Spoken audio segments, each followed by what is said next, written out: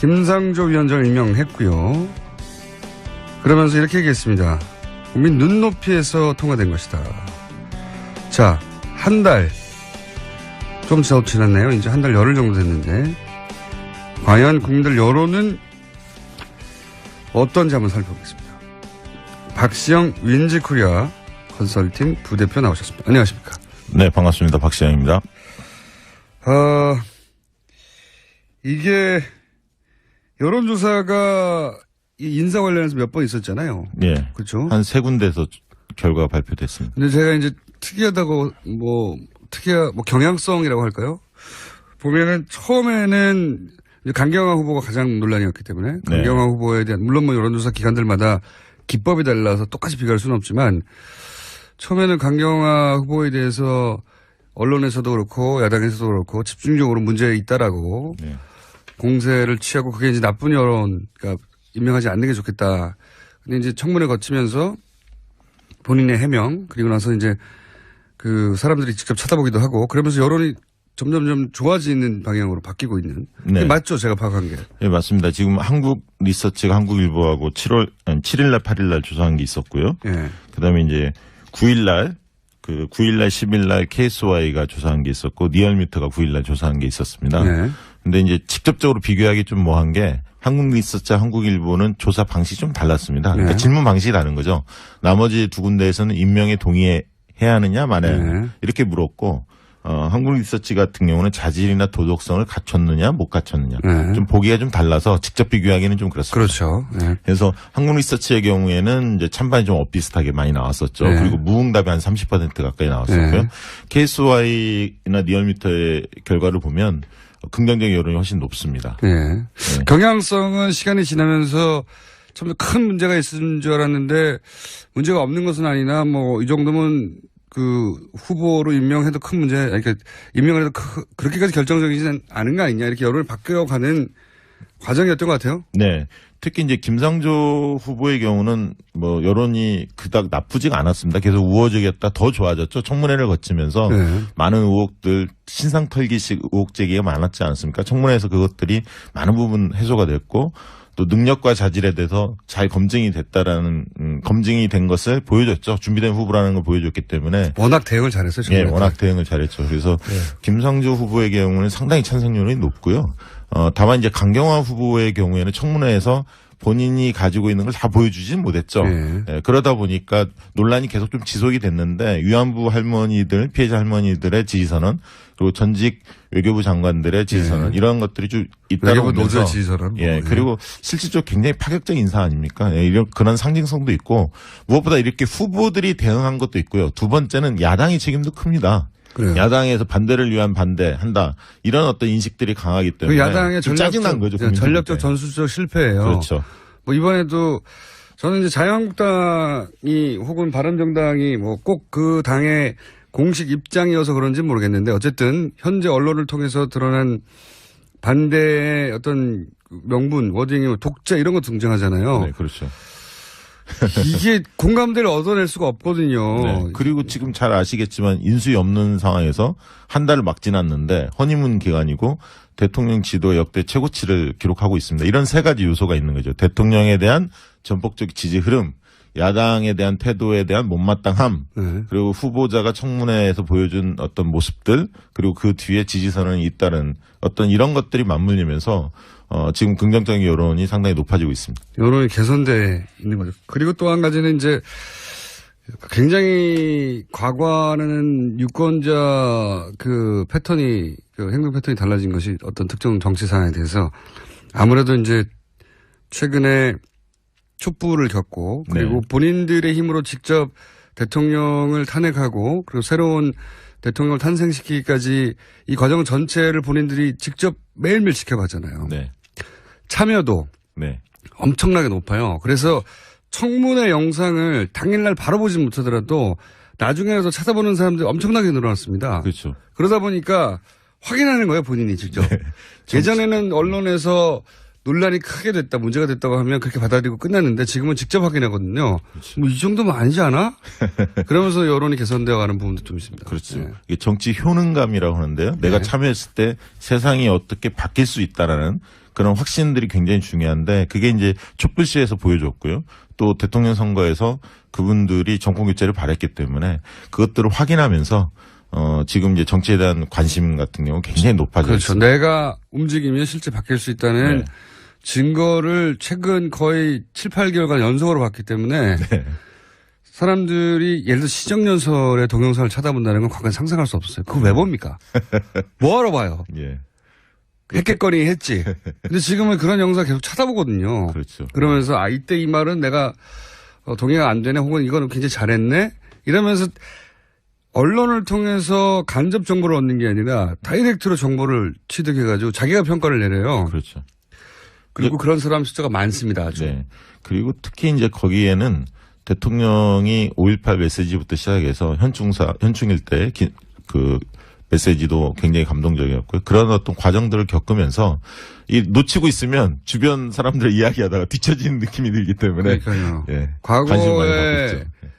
연예 정보 소비하듯이 네. 이 정치적 이슈들을 소비하기 시작한 유권자층이 엄청나게 많습니다. 이 변화된 환경을 미디어가 못 따라가고 있어요. 그렇죠. 예. 그래서 미디어들은 과거하고 비슷한 양상으로 보도를 하는데 성이 안 차는 거예요. 사람들이. 그래서 네. 요즘 미디어도 욕을 많이 먹고 있다. 예. 발언 조심해야 합니다.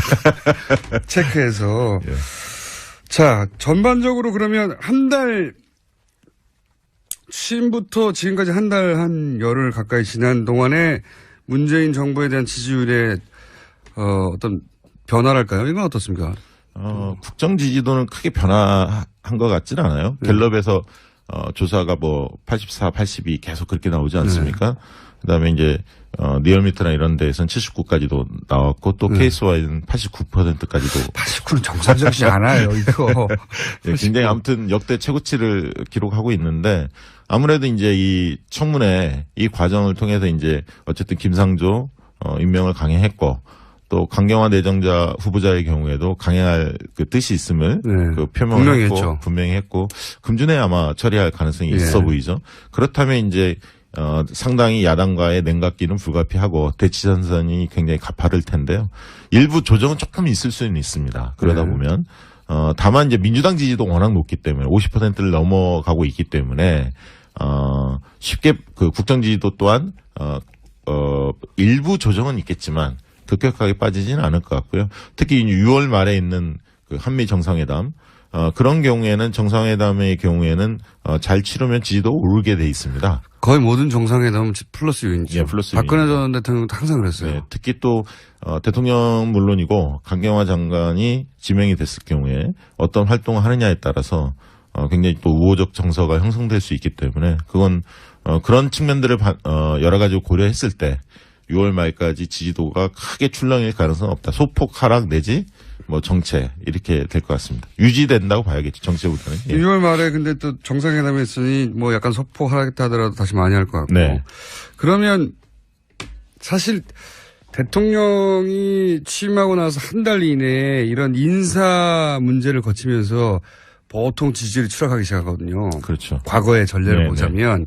그래서 야당들이 그렇게 이제 그 인사들을 못 잡아먹어서 안달인 거예요. 거기서 대통령을 직접 타격할 수는 없지만 대통령이 그 지명한 사람들의 하자들을 찾아내고 그것이 봐라 정권 자체가 이렇게 하자가 있다. 네. 이렇게 이미지가 연결되는 게 지난 민주당 야당 시절에서도의 전략이었고 그게 네. 뭐 적절히 성공했었어요. 과거에. 이번에 왜 안 통하는 걸까요? 잘.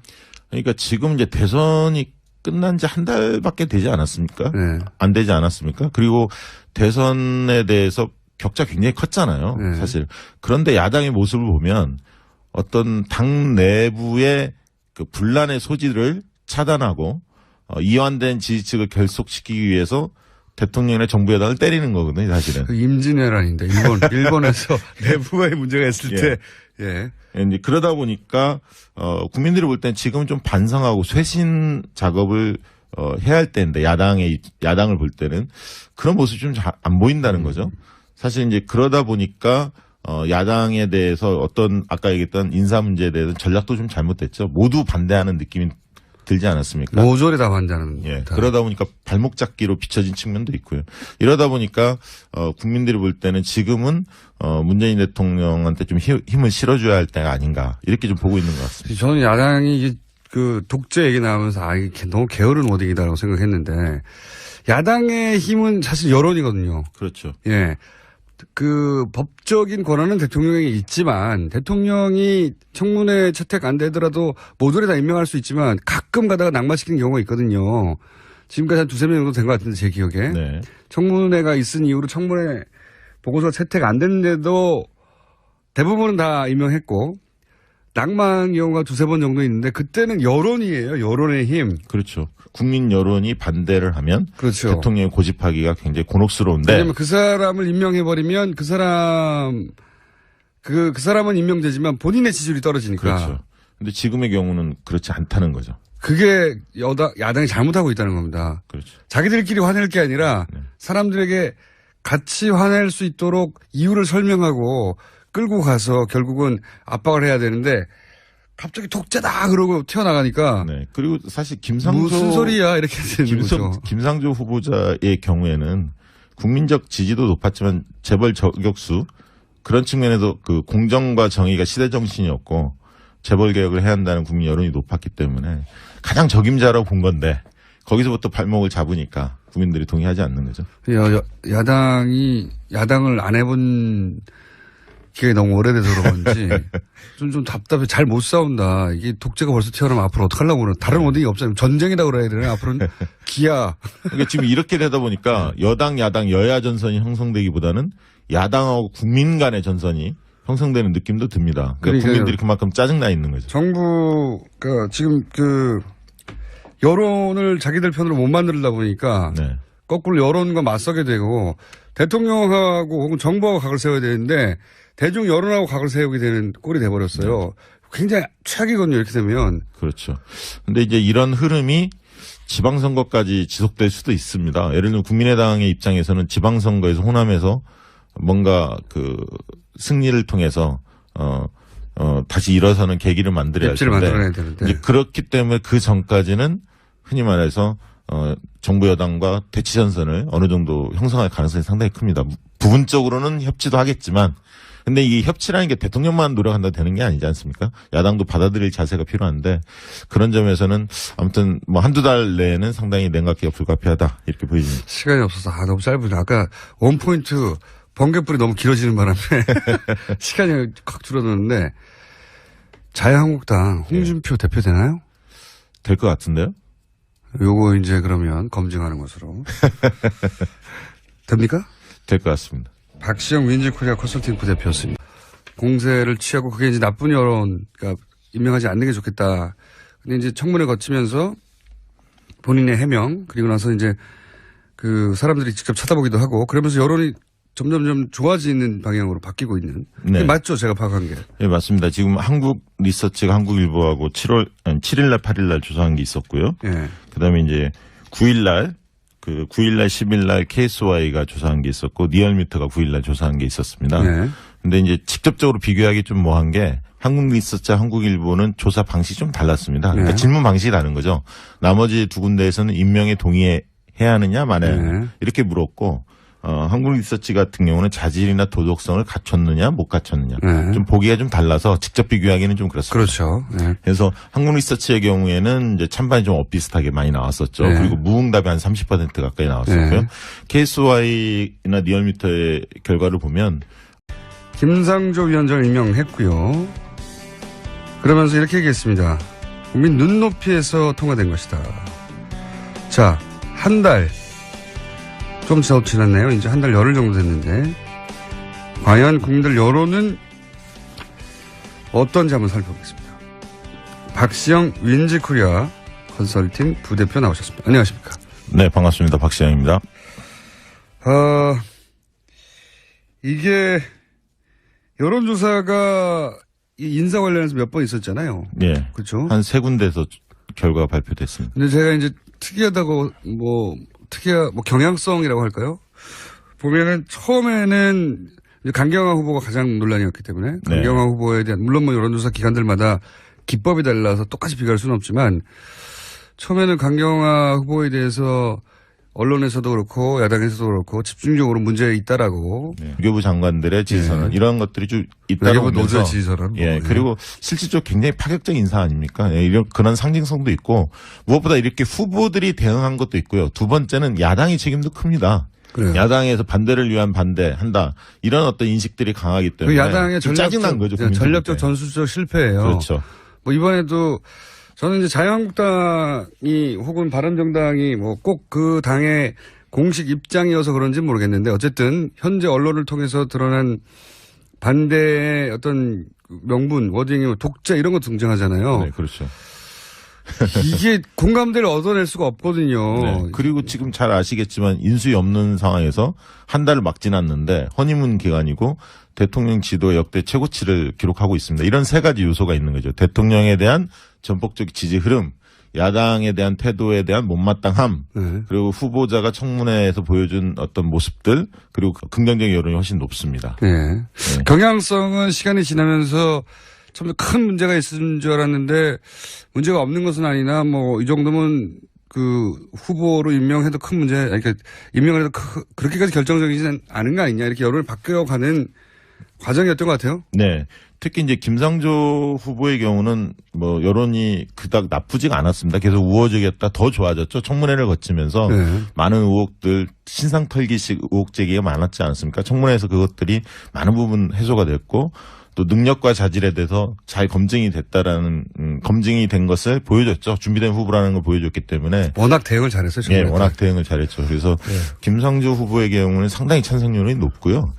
다만 이제 강경화 후보의 경우에는 청문회에서 본인이 가지고 있는 걸 다 보여주진 못했죠. 예, 그러다 보니까 논란이 계속 좀 지속이 됐는데 위안부 할머니들, 피해자 할머니들의 지지선언 그리고 전직 그 뒤에 지지선언이 잇따른 어떤 이런 것들이 맞물리면서 지금 긍정적인 여론이 상당히 높아지고 있습니다. 여론이 개선돼 있는 거죠. 그리고 또 한 가지는 이제 굉장히 과거와는 유권자 그 패턴이 그 행동 패턴이 달라진 것이 어떤 특정 정치 상황에 대해서 아무래도 이제 최근에 촛불을 겪고 그리고 네. 본인들의 힘으로 직접 대통령을 탄핵하고 그리고 새로운 대통령을 탄생시키기까지 이 과정 전체를 본인들이 직접 매일매일 지켜봤잖아요. 네. 참여도 네.